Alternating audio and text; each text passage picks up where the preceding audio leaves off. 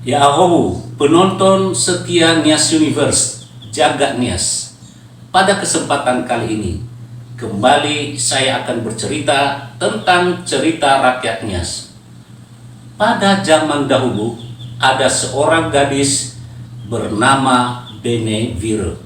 Benevire adalah seorang gadis yang sungguh luar biasa cantiknya.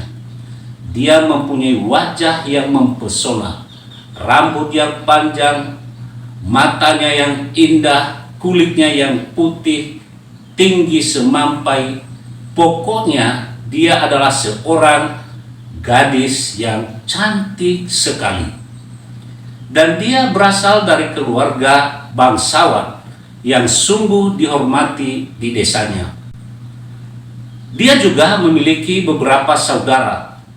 Dan oleh karena kecantikannya, banyak pemuda yang ingin melamarnya. Apalagi dia berasal dari keluarga bangsawan, menurut pandangan orang bahwa ini adalah keluarga yang sungguh penting, yang sungguh memiliki daya tarik untuk dilamar. Namun apa yang terjadi? Begitu banyak pemuda yang melamar Benevire. Ada yang datang dari kampungnya sendiri, ada yang datang dari kalangan bangsawan, dari kalangan orang biasa, dari desa lain, dari wilayah lain yang jauh maupun yang dekat. Dan ternyata Benevire, dari sekian banyak laki-laki yang ingin meminang dan melamarnya itu, tak satu pun yang dia terima. Ada yang ganteng, ada yang lebih ganteng, ada yang tidak ganteng, juga dia tidak terima. Nah, ada dari kalangan bangsawan, ada yang kaya, ada yang kurang kaya, juga tidak ada yang dia terima. Karena itu, tahun berganti tahun, akhirnya Benevire menjadi mendekati tua. Dan dalam pandangan warga sekampung mereka, jika seorang wanita sudah mulai tua, ini menjadi aib bagi keluarga. Dan itulah yang kemudian menjadi kekhawatiran saudara-saudaranya laki-laki. Mengapa? Karena kalau seorang gadis atau wanita tidak kawin, itu sepertinya ada citra buruk pada keluarga itu. Oh, bisa jadi karena perilaku saudara-saudara mereka, orang tua mereka mungkin kurang baik, makanya tidak ada yang melamar. Nah, itu yang pandangan orang-orang sekampung mereka. Ya, mungkin mereka tidak tahu adat, mungkin keluarga mereka bukanlah keluarga baik-baik. Padahal kenyataannya mereka adalah keluarga bangsawan. Nah, oleh karena itulah kemudian saudara-saudaranya ini menjadi jengkel kepada saudari mereka yang satu-satunya ini perempuan. Sudah cantik, tapi tidak mau menerima lamaran orang lain. Apa yang terjadi dalam hati mereka katanya? Karena itu mereka jengkel. Suatu saat mereka memanggil Benevire. Mereka katakan, kalau kamu Benevire tidak mau menikah, tidak mau menerima pinangan atau lamaran orang, maka keluar sajalah dari rumah ini. Mereka mengusirnya keluar dari rumah. Benevire menjadi sedih sekali. Tapi karena kekerasan hatinya, Benevire yang sifatnya ini terlalu memilih orang yang akan menjadi suaminya. Sepertinya seleranya tinggi sekali, dia punya selera tinggi sekali, dan tidak ada yang memenuhi seleranya itu. Akhirnya dia menjadi tua, dan karena itu saudara-saudaranya mengusir dia dari rumah. Nah, mendengarkan amarah, kejengkelan dari saudara-saudaranya ini, akhirnya dia tidak tahan, dan tentu saja akhirnya dia minggat dari rumah itu. Singkat cerita, dia menuju ke hutan.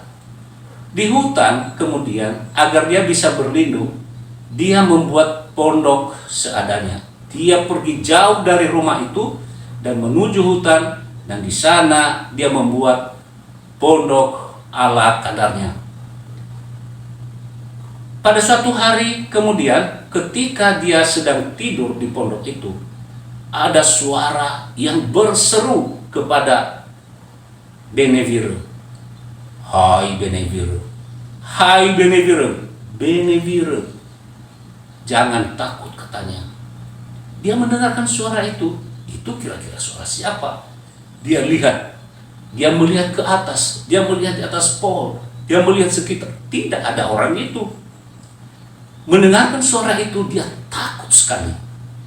Akhirnya suara itu mengatakan kepadanya, Benevire, jangan takut, saya adalah Benewaha. Kalau namanya Benevire, nama orang ini Benewaha.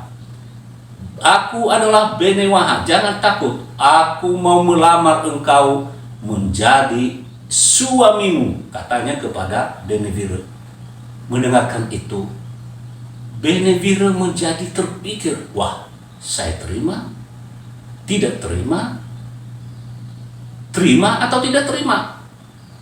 Nah, dia juga merasa dia sudah terbuang dari saudara-saudaranya, menjadi menjauh dari saudara-saudaranya karena dia tidak menikah.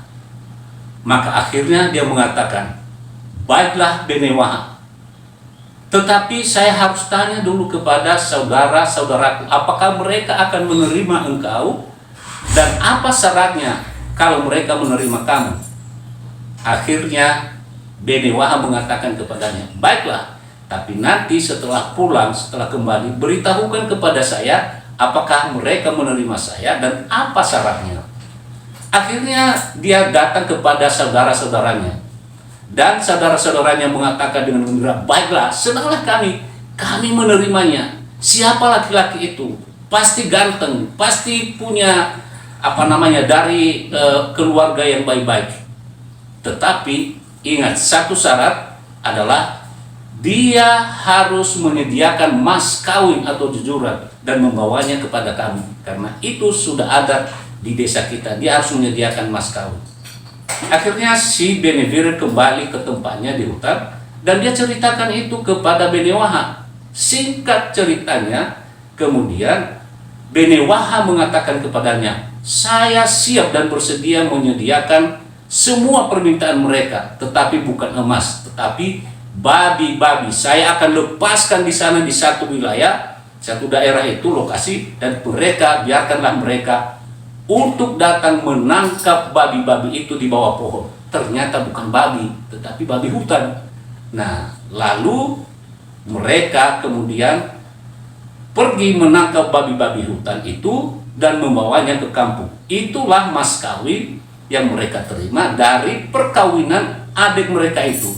Singkatnya lagi, kemudian mereka bersepakat untuk menjemput mempelai perempuan, Falewa, pesta nikah.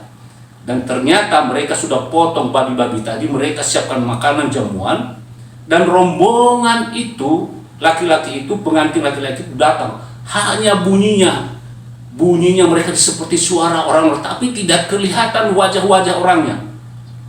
Mereka sudah menyediakan makanan di situ, dan Benevire juga sudah mengenakan pakaian yang indah sekali, pakaian pengantin perempuan yang juga mengenakan baju adat dan sebagainya.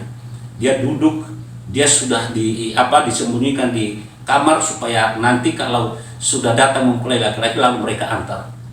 Dan saatnya kemudian mereka makan, mereka kasih jamuan itu, ternyata semua makanan tamu yang datang menjemput, rombongan tamu yang datang menjemput mempelai perempuan itu habis. Tetapi ajaib, mereka tidak melihat orang yang makan. Ada suara-suara, tetapi mereka tidak melihat siapa yang menghabiskan makanan itu. Lagi pula setelah makan, mereka membawa mempelai perempuan itu. Di mana mereka lewat? Bukan di pintu, tetapi di atas jendela, di jendela atap yang disebut di Nias turu jago atau turu-turu atau lawa-lawa. Itu biasanya bukan jalan biasa, itu biasanya jalan ya ventilasi, katanya itu juga jalan roh-roh jahat. Dan mereka membawa mempelai itu lewat jendela atap itu. Dan mereka tidak kelihatan. Ketika mereka sudah lewat jendela atap itu, tidak kelihatan lagi mempelai perempuannya, menghilang. Itulah singkat ceritanya, perempuan atau orang yang terlalu memilih-milih akhirnya salah pilih dan menjadi komplotan roh-roh jahat, bukan manusia. Menjadi komplotan atau keluarga roh-roh halus yang bukan manusia. Nah, berhati-hati. Jangan terlalu memilih-milih, jangan terlalu tinggi selera, akhirnya nanti jatuh menjadi rombongan para setan. Kalau tinggi selera, kalau terlalu memilih-milih, tinggi standar, memiliki selera yang tinggi sekali, akhirnya akan menjadi komplotan setan. Terima kasih, semoga cerita ini bermanfaat bagi penonton Jagat Nias. Yahoo!